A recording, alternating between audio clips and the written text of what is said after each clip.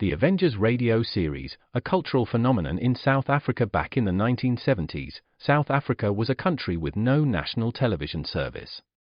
It wasn't until 1976 that the country would get its first taste of television broadcasts. But before that, radio was the primary medium of entertainment and information for the masses.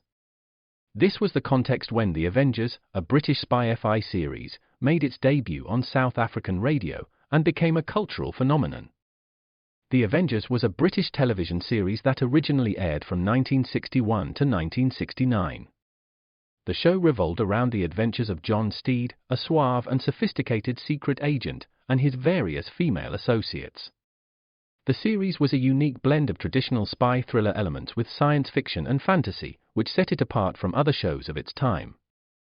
While the series was hugely popular in the UK and had also made a significant impact in the American markets, being one of the rare British series given a network transmission slot, it was virtually unknown in South Africa.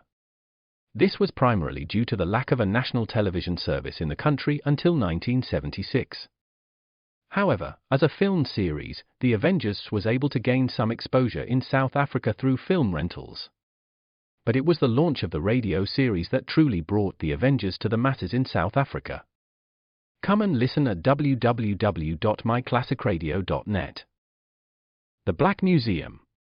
Horror and mystery based on Scotland Yard's collection, Orson Welles was both host and narrator for stories of horror and mystery based on Scotland Yard's collection of murder weapons and various ordinary objects once associated with historical true crime cases. Walking through the museum, Welles would pause at one of the exhibits, and his description of an artifact served as a device to lead into a wryly narrated dramatized tale of a brutal murder or a vicious crime. In the United States, the series aired on the Mutual Network between January 1 and December 30, 1952. Beginning May 7, 1953, it was also broadcast over Radio Luxembourg, sponsored by the cleaning products Dreft and Miro. Since the BBC carried no commercials, Radio Luxembourg aired sponsored programs at night to England. In the United States, a program of similar scope, using many of the same picked cases as the Black Museum, and nearly mirroring its broadcast run, was broadcast by NBC called Whitehall 1212. The two shows were different in the respect that while Whitehall 1212 told the story of a case entirely from the point of view of the police starting from the crime scene, the Black Museum was more heavily dramatized and played out scenes of the actual murders and included scenes from the criminal's point of view. Come and listen at www.myclassicradio.net. Another cup of Maxwell House coffee, George? Sure. Pour me a cup, Gracie. Maxwell House is always good to the last drop. And that drop's good, too. Yes, it's Maxwell House Coffee Time, starring George Burns and Gracie Allen.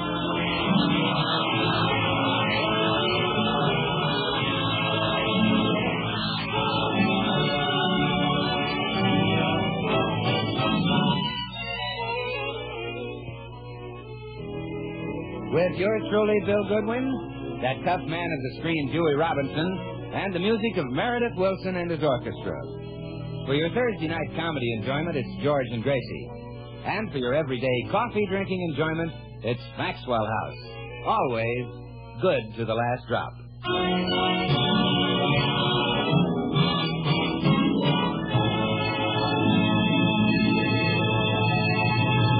It's morning in the Burns home, and as George comes down to breakfast, he is greeted by a very excited Gracie. Oh, George, did you hear the news? Hurry and get packed. We're leaving for Paris. What? We're going to the peace conference in Paris. I just heard it on the radio. Gracie, The that's... newscaster said the fate of the world might depend upon the Paris meeting of Burns and Allen. I heard the radio in the bedroom. The man didn't say Burns and Allen. He said Burns and Stalin. Jimmy Burns and Joseph Stalin. Oh. That's what the man said. You and I aren't going over there and get all these international disputes straightened out? Of course not. Those disputes will be straightened out by diplomats. Oh, the hard way, huh?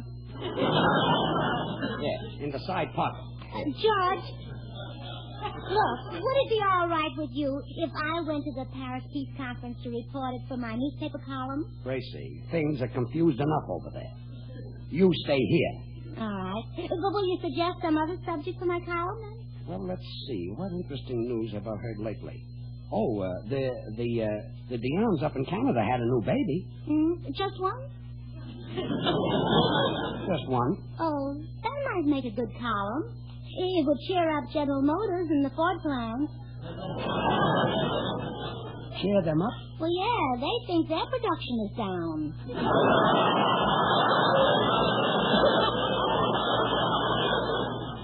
I'd forget that item. Let's look through the newspaper. Oh, don't bother, dear. I'll just do a simple column explaining atomic energy or something. Atomic energy. How would you explain atomic energy? Well, let's look through the newspaper. Yes, I thought so. Why don't you do a column about the crime wave? The crime wave? Yeah, the paper is full of it. Here's a story about a holdup in a used car lot. Oh, Judge, that's not news. That happens every time they sell one. Anyway, the country is flooded with pickpockets, safecrackers, and second-story men. Well, you know, I might do a column on it at that. How to stop crime. You could stop it, huh? Well, certainly. You see, where the police make their mistake, the minute they catch a man robbing someone, they put him in jail. That's a mistake. Oh, of course. That's a bad influence on him. You meet a very poor class of people in jail, you know. I imagine you do, yeah. Mm-hmm. What that man needs is a home, companionship of good, honest people. I think every American family should adopt a burglar.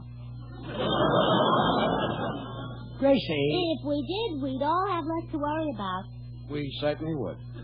Much less. I'm glad you agree. Gracie, I don't agree. It's a silly idea. But, George, think what this can accomplish. No more robbed homes, no more cracked safes, and I'll be a heroine. Forget it.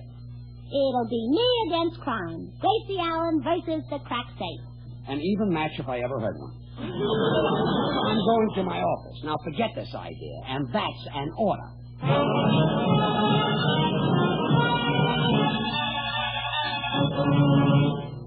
Poor Gracie. Poor, helpless little member of the weaker sex. She's smack up against that inexorable law that has stood since the beginning of time.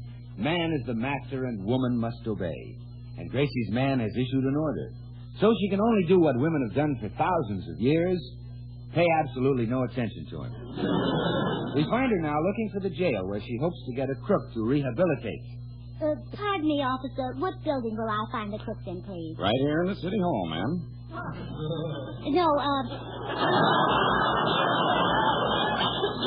I mean the ones who are locked up. Well, that's what I mean. The jail's right here in the city hall, and the crooks are in it. Oh, well, where are the keys? I'd like to let one out, please.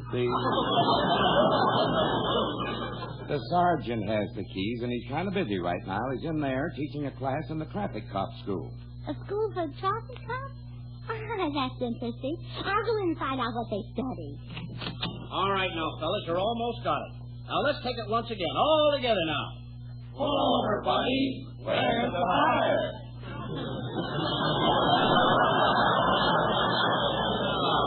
It's not nasty enough. Try to remember you're talking to a taxpayer. Now, once again now, and put some feeling into it. Pull over, buddy. Where's the fire? That's more like it. Now, the driver will probably say, what's the matter, officer? What did I do? Then what do you say? Oh, a wise guy. That's very good. Class dismissed. Now, get out and get busy, and the last one to make a pinch is an old maid. Well, that was very interesting, Sergeant. Huh? Oh, excuse me, lady. I didn't see you. What can I do for you? Well, I'd like to rehabilitate one of your burglars, please. Come again? Well, thanks, if this one works out all right. What did you say you'd do to the burglar? Rehabilitate him, reform him. Take him out of this awful jail and give him a good home. Oh, I see. You want to post bond for one of these mugs. Do what? Put up the money for his release. Oh, I didn't know they cost money. Well, if they do, they do. Have you got something in a nice burglar around 498? Are you kidding? I'll go to 595 if he's really in good condition. Now, look, lady, you can't spring any of these crooks for less than $100. Well, that's outrageous. The OPA will hear of this. Lady. I've got a good notion to take my business to some other jail. Lady, the court sets the amount of the bond. Now, these... Hey, wait a minute. There is one you can have for free. Big Louie. Why can I have him for free? We've got nothing on him. Well, I'm not taking him home in that condition.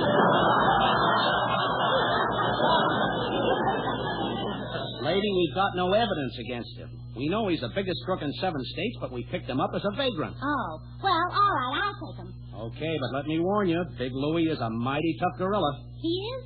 Well, maybe I better start with the man then, huh? Yes. Hey, Louie, this dame wants to see you. Okay, I'm coming. I'll leave you two alone. Dames are crazy. You want to see me, lady? Well, yes, I want to get you out of here. You see, I'm interested in crime. Me too. Say, let's work together. Oh, that's the spirit. Cooperation. I say all you need is a chance. That's all. Just one good chance. Now, my idea is to place you in a nice home. A home where you'll be surrounded by good books, good paintings, and music. Oh, now we're getting somewhere. Inside job, huh? Well, mostly inside, yes. Okay. Now, with valuable books and stuff, we'll need a fence. Oh, I've got a fence. A good one? No, the best there is. Oh, that must be Shady John. No, it's White Picket. White Picket? Must be a new one. Well, fairly new, yes. Now, here's the address, Louie. Have a shave and get all cleaned up, and I'll expect you around dinner time. Oh, will you be there? Oh, certainly. We're going to work together. Goodbye, Louie. See you for dinner. Okay, babe. Only just one thing. Let's keep this quiet. You see, I'm on the land. Well, that's nothing to be ashamed of. We've been on it ever since the ceiling went back on beat. Goodbye, Louie.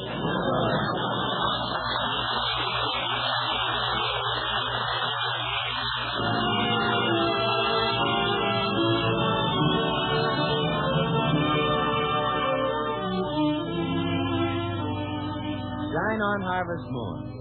Yes, there's a great song, Meredith. One that's lasted down the years. And mighty timely for tonight, Bill. What with all the good news coming in on this year's harvest. The biggest in history. Oh? Timely, too, is Thomas Hart Benton's great painting of the western wheatlands in our newest Maxwell House coffee ad. Just turn to page 53 in this week's Saturday Evening Post. I already have, Meredith. Threshing Wheat, the painting's called. And when you see the golden wheatlands rippling in the breeze, bursting with the bounty of a whole summer's growing, well, it's easy to understand why those fertile, friendly fields are such a vital part of the American scene. As you know, in its own way, Maxwell House coffee is a very real part of the American scene, too. For just as coffee is this nation's favorite drink, so Maxwell House is America's favorite coffee, bought and enjoyed by more people than any other brand. Around the country, it's Maxwell House wherever you go. It's flavor, of course, that explains this nationwide preference. The rich, full-bodied Maxwell House flavor that results from the masterful blending of these choice Latin American coffees. Manizales for mellowness.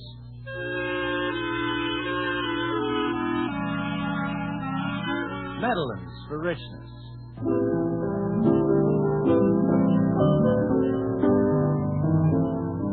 Other fine coffees for vigor.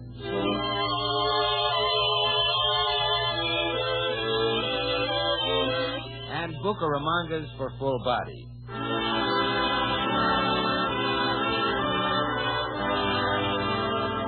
The sum of which is great coffee at its flavor peak. So, friend, why not enjoy the best in deep-down coffee drinking pleasure? You can at only a fraction of a penny more per cup than you'd pay for the cheapest coffee sold. Just say Maxwell House Coffee. Always good to the last drop.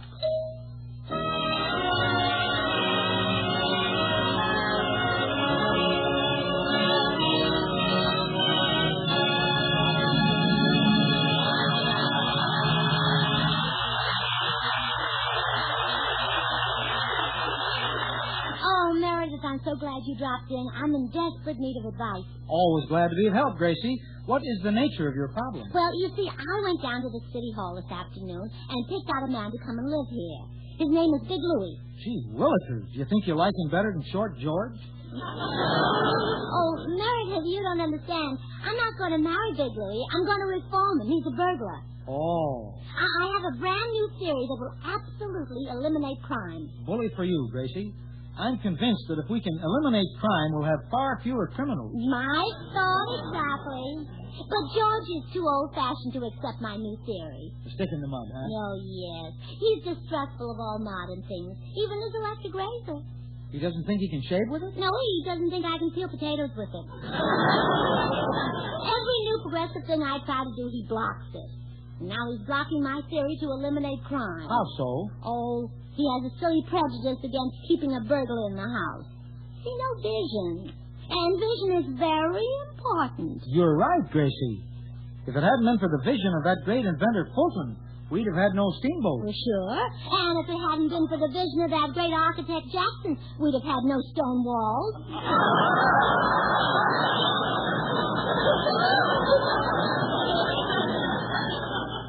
It was my impression that... Meredith, I can't let George know that Big Louie is a burglar. Will you think of some story I can tell him?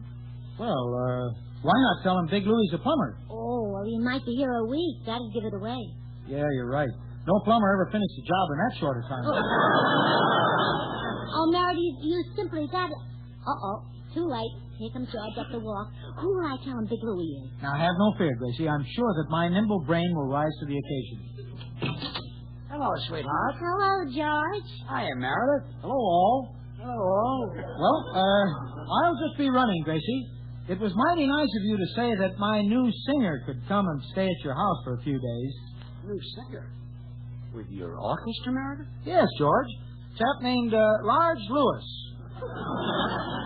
Well, goodbye, all. Large Lewis? Gee, Gracie, why should Meredith hire a new singer when I'm on the program? I'm surprised. Oh, it caught me flat-footed, too. Do you suppose it's because he doesn't like my voice? Oh, no, George, it couldn't be that. But I'm trying to find an explanation for it. Oh, don't rush me, so am I. Okay. Maybe he wants a taller man to help you out with the high notes. How do you like that explanation? It's ridiculous. Oh, you see, that's what happens when I'm in a hurry. Gracie. Oh, wait, here's another one. Maybe he wants him to stay here so he can pick up a few pointers from the greatest vocal talent of all time, you. How does that sound? Pretty good. I knew I'd get it. Meredith realizes how truly great you are. Well, ain't misbehaving all by myself. What a terrible of a singer, dear. No to talk to you. No to talk. Darling, you're like a beautiful full-blown rose in a garden of ordinary flowers. They have some fragrance, but you outsmell them all.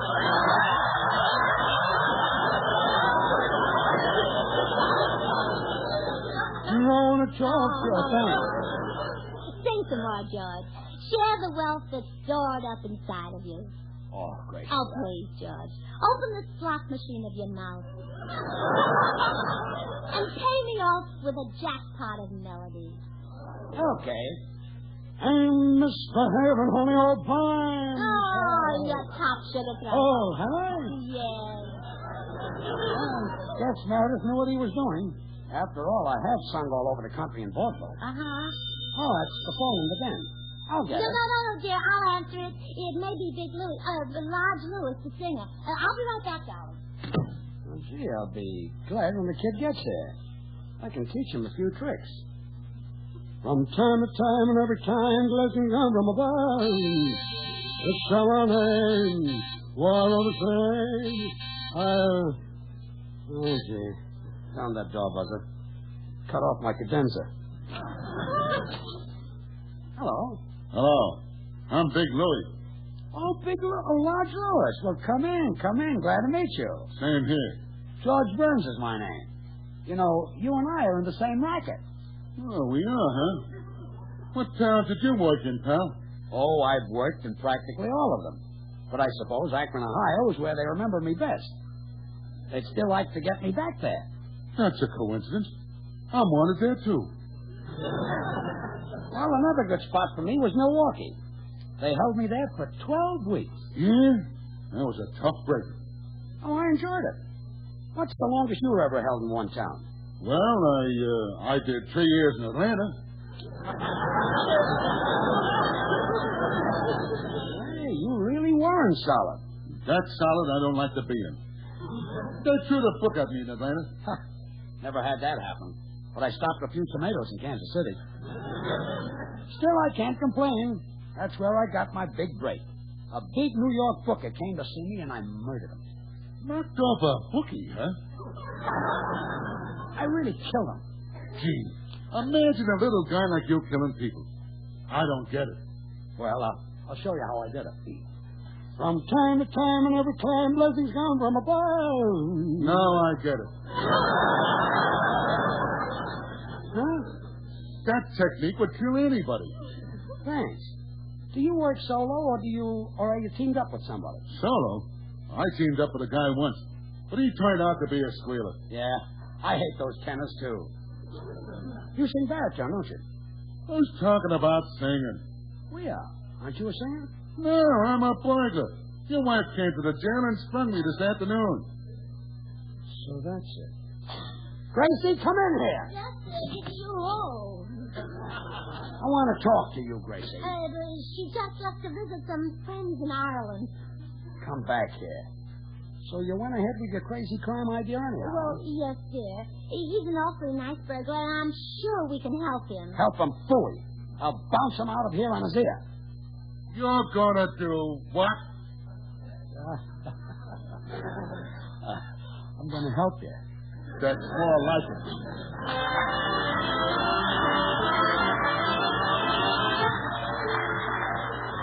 Here's Meredith Wilson and his chiffon music, Gypsy.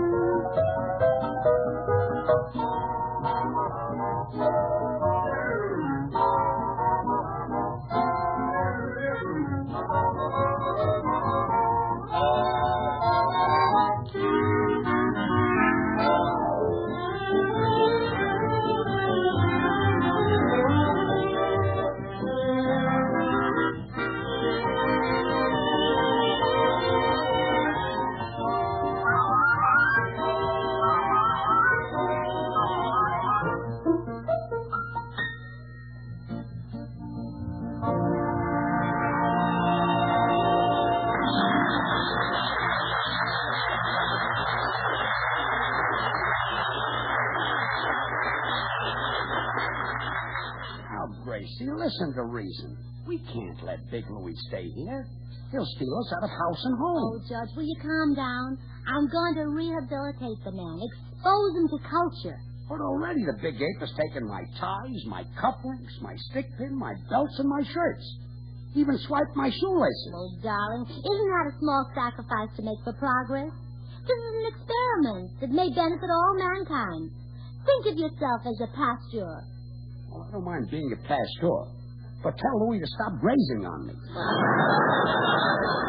Well, wait till the culture starts to work.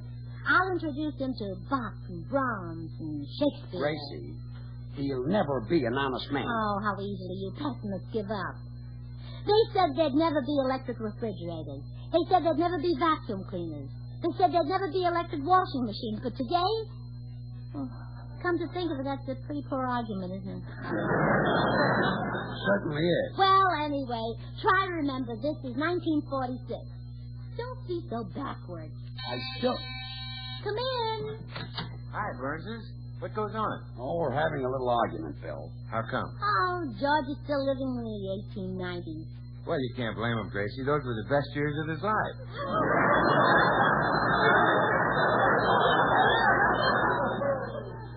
How come you never bring Abbott with you, Costello? I'm only kidding, George. What's the argument about? Well, George doesn't approve of my plan to rehabilitate criminals, Bill. Oh, can you blame me? She brought home a gangster. Well, you're the man of the house. Throw him out. Take off your coat and bounce him. You ought to see his shoulders. You've got shoulders. Not if he takes off his coat. I see what you mean, Grace. Well, if you boys will excuse me, I'm going to run next door and borrow some books and classical records from Meredith. I want to start exposing Big Louie to culture. See you later. Listen, what are you afraid of, George? Why don't you throw Louie out? Because he'd make two of me. Well, gee, we wouldn't want that to happen. One's enough. You're a big help, comedian. I'll help you, George. Do you want to get rid of the guy? Do you think you could? Do I think I could? Listen, you're talking to Powerhouse Goodwin. Well, step right in here, Bill. I'll tell him a thing or two. Hey, you. Yeah? What do you want? I just want to tell you that Maxwell House is the very best in coffee drinking pleasure. Yet it costs but a fraction of a penny more per cup than the cheapest coffee sold. That's a value too good to miss. Bill, I thought you were going to tell him a thing or two. Well, that's one thing. This makes two. You get the best when you get Maxwell House. In fact, the flavor of Maxwell House is so wonderful that it's bought and enjoyed by more people than any other brand at any price. Hey, you said you were Powerhouse Goodwin. How come you changed to Maxwell House Goodwin? I have yet to receive a paycheck from Powerhouse. Oh. Yes, Captain. So remember, Louie, with all its extra flavor, Maxwell House costs but a fraction of a penny more per cup than the cheapest coffee sold. So insist on Maxwell House, the coffee that's always good to the last drop. You know what I think, Dimples? What? I think you're scared of me. Wait a minute. Scared of you? Listen, I could lick you with one hand tied behind me. Yeah? I could tear you limb from limb. Yeah? I could crush you to a pulp, just as I crush an orange with a single squeeze. I'd like to see you do it. Okay, bring me an orange.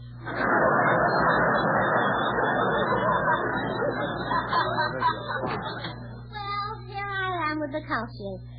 George, would you and Bill leave us alone, please? Come on, Bill. Let's Okay, go. George. Now, all right, Louie, we're ready to start on our little job. Swell. It's about time. Now, I've collected up a few books and some phonograph records. Say, I've stashed away a few things myself. Oh, good. I want you to get acquainted with Byron and Buck. Would you like that, Louie? Yeah, especially Buck. I love his beer. Oh, no. Buck is a great composer. Please don't let anyone hear you say he makes beer. No? No, I'm sure he doesn't want it known. Now, in addition to Byron and Bach, I'll introduce you to Shakespeare and Tennyson, Franz Schubert, and Charles Dickens. Don't you think we're cutting in too many guys on this? Oh, no. The more the better. Now, you sit down here in this easy chair, and I'll put some Schubert records on to play. Oh, Lou, you're going to love this concert.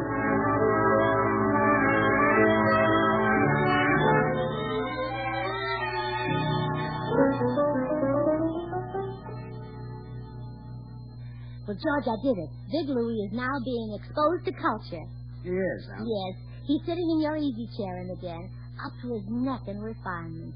Oriental rugs on the floor, pictures on the wall, books in his lap, and Schubert on the radio. Soon he'll be a changed man. How can you tell if he changes? Well, I took care of that. I left a dime lying on the table beside him. And if he doesn't take that dime, it means that he has reformed. I'll believe it when I see it. All right, we'll see it now. We'll look in the den. Oh, my goodness. He's gone. And my easy chair is going with him. And the rugs are gone. The books are gone. The pictures are gone. The radio is gone. Oh, George, my theory was right. He's reformed. Reformed? He didn't take the dime. Well, we're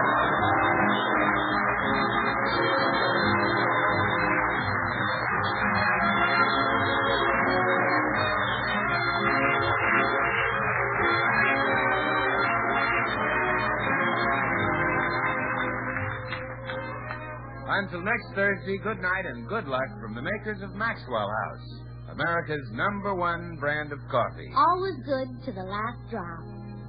Well, Gracie, I hope this taught you that you can't reform a crook with culture. It certainly did, George. I'll use psychology on the next one I bring home.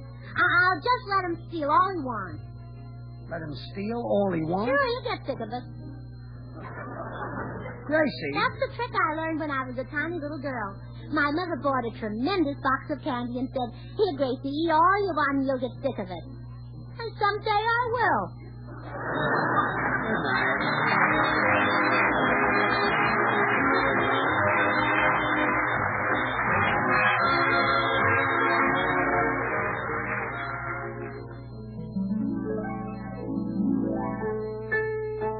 It can't be the same if it ain't got that name. Get Bird's Eye Frosted Foods. Say, folks, have you tried Bird's Eye grapefruit segments? Well, don't miss them. Here's orchard fresh, tree-ripened grapefruit ready to serve, and already sweetened to save you sugar.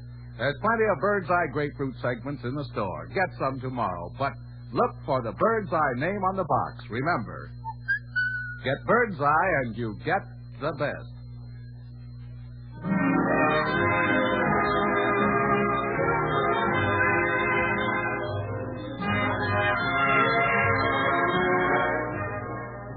Join us again next week when we'll all be back.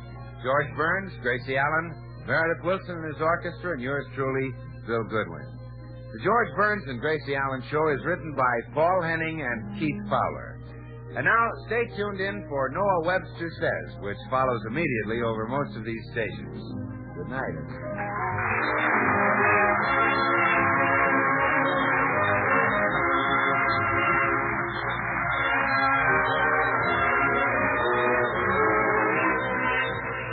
This is NBC, the National Broadcasting Company.